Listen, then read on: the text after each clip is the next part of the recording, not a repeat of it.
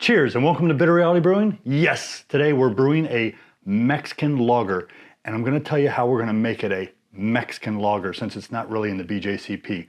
But don't forget, like, subscribe, keep sharing. Yeah, I'm not drinking a beer, not this early, not in the beginning of the brew. Just a giant black tea, no sugar, no nothing, just straight, strong black tea, the way I like it. So, enjoying it already. It was hot, so I had to put a ton of ice in it because it was fresh.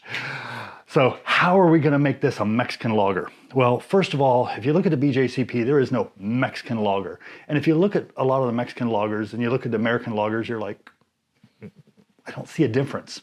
So what I did to make this a Mexican themed lager, or kind of that South American neighbor near us, is I decided I'm gonna add 6 limes, zest of the limes, not the actual limes. Maybe I'll go buy some cherries and make some limeade. I love it, cherry and lime. And we're adding 2 pounds flaked maize, corn, basically. And I only have, I think it's only, 6 pounds of Pilsner. So 6 pounds of Pilsner, 2 pounds of the flaked maize or corn, and 3.2 ounces, that was kind of my own thing, of Carapils. I want to get a little bit of head retention on this thing, and I want to make sure it stays there. It probably would without that, but just in case, I put the, between the 2 and 3% they recommend. We went with 2.4%. As for hops, hops are really not that important in this, but I am going to do a 60-minute and a 5-minute just to kind of give it some nice aroma. And I'm trying to go through some of the hops that I don't plan on using for other things that I think would fit into other beers where the hops are not as important. A great thing if you got some hops sitting around, you're like, I don't really want to put that in my IPA. Well, there's so many other styles that could use a little bittering to balance things out. And I'm going to use, if I can even pronounce this, Antanum. It's A-H-T-A-N-U-M, and I'll put it up here somewhere. But 5.2%, I'm going to drop in 0.6 of an ounce at 60 minutes, and then another 0.4 at about 5 minutes. Just to kind of get a little bittering to balance things out, and to make it a Mexican lager, we're using White Labs 940. Yes, White Labs 940. It is defined as a Mexican lager yeast. And when I was up in Asheville, I got to have a couple Mexican lagers, one at White Labs and another one at a little middle of nowhere type place. And they were nice. And one of them had a nice hint of lime to it. Yeah, I think that was the one at White Labs, if I remember right. And it used the 940 yeast. So I was kind of like, I know it's winter time coming, and I know, it's really fall, but winter's coming. Everybody's thinking heavy, dark beers, and I'm thinking, yeah, I'm like that. I crave, cold things during the winter and hot chili, spicy chili during the summer. Almost couldn't brew today. Couldn't find there's certain things you gotta have when you're brewing. My brew paddle, I got my Anvil, I got my Jaded Scylla. I'll leave links down below for everything we use in the brew. So, if you decide you want to buy it or you just want to go shopping, click the links. It definitely throws me a chump change occasionally. And with the move coming up, it's going to help. Cheers. Let's get brewing. Okay, why do I lower the camera so low? So you can see that. Yeah, I just have to stoop down. But let's get mashed in. We're going to dump the brewing salts in. I'll put them up somewhere around here. So go over with our brewing salts. And I know somebody's like, oh, put the grain basket in. Yeah.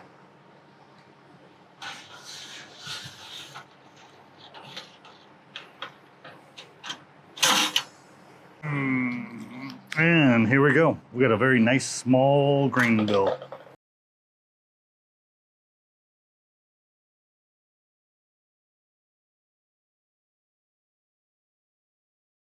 Okay, we're gonna let that sit for about 10 minutes while I put the little top on. Get the recirculation going. We're gonna recirculate for 75 minutes at 148 Fahrenheit. And then I'm gonna just turn around and basically kick it up to 168 for 10 minutes, mash out, rock on, go to a 60-minute boil. So we're gonna get that started. Nice and easy. I like easy. Okay, here we go.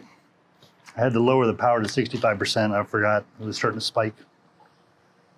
See, that looks pretty damn good.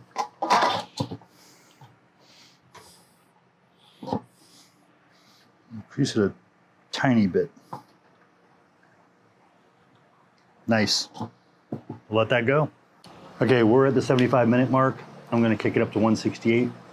Take about 5-6 minutes to get there. and then we'll be there for 10 minutes, and then we'll sparge out. So I got a new brew helper. Her name is Riley. So we're heating up our water outside because, for obvious reasons, I can't leave her unattended. So she's a long-haired Wheaten Terrier, from my understanding. Yeah. So I've only been here 24 hours. I'm still learning everything. Yeah, kisses, kisses, kisses. So we'll let that heat up. Here we go. Time to sparge out. I like this ledge because I can use it for leverage. Makes it so much easier to lift it out. Okay, look out, Riley.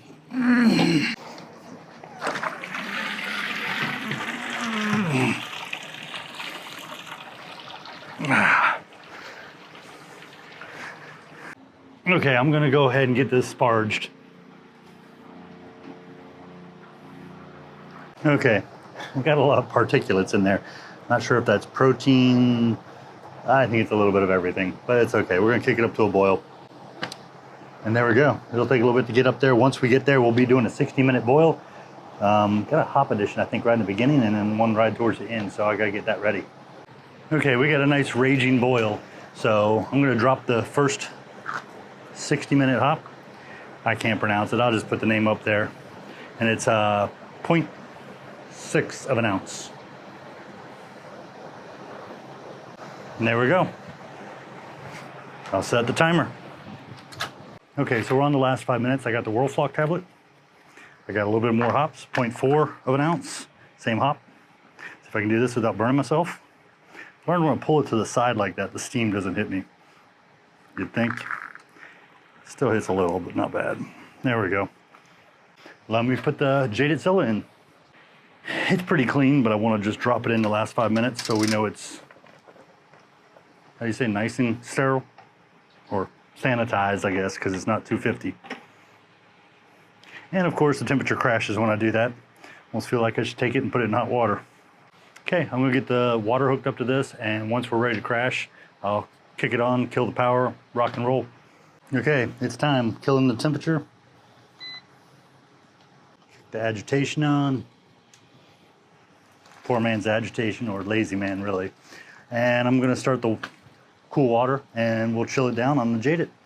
And we're dropping fast. Once we get down, we'll be all good. If I can knock that over a little. There we go. Yeah. It's kind of good, I guess, running across that cold water. There we go. Yeah, I'm good with that. I'm gonna get the hops out, get the liquid out of it, rock on. Time to make the donuts. Just kidding.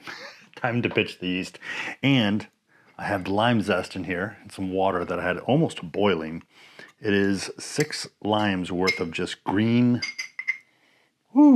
strong lime. Let's get a clean paper towel here real quick. We got our 940 yeast here, and that is like nothing but slurry. So lots and lots of yeast. Time to pitch the yeast. But I screwed up. Forgot to hit record. So sorry. But yeah, 6 limes worth of zest. They were kind of small, very dark green.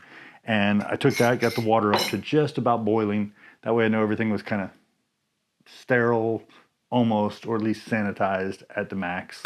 Dumped that in there. Then I turned around and I dropped in a nice amount of 940. It's got a little bit of a fruity smell. Can't quite nail it, but it's definitely like a light, almost like a California 001 almost, just very mild. I'm gonna do a little trick here. So what I'm gonna do is, from what I understand from White Labs, is if you want it to pitch, and I had plenty of yeast for a lager, but if you want to pitch at ale numbers, so half that amount of yeast, what you can do with a lager, supposedly, and I haven't tested it, we need to do some comparison, is you can get this up around ale temperatures. So you get it started off around, say, 68 Fahrenheit, 70 Fahrenheit. Pitch your lager yeast, let it just start to ferment, and just as you start seeing some action, you start kicking it down, and you got to bring it down nice and gradual, because if you crash it, the yeast is going to fall out. Yeah, it's a nice gradual, slow, get the yeast going. And then hopefully as the yeast is picking up, it'll balance out and kick off. The key is it'll be very aerobic initially, which means it's going to help repopulate and create more yeast before I start putting some stress on it and bringing the temperatures down. and we'll see how that goes. I'm kind of excited. I'm hoping it'll work just fine without any off flavors.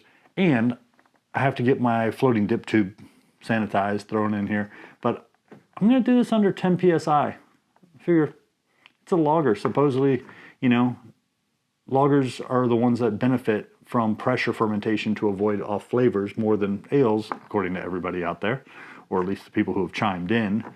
But, you know, let me know what you think down in the comments. And like I said, we'll see how it goes. Don't forget, like, subscribe, keep sharing. Definitely appreciate the support. Thank you. Cheers.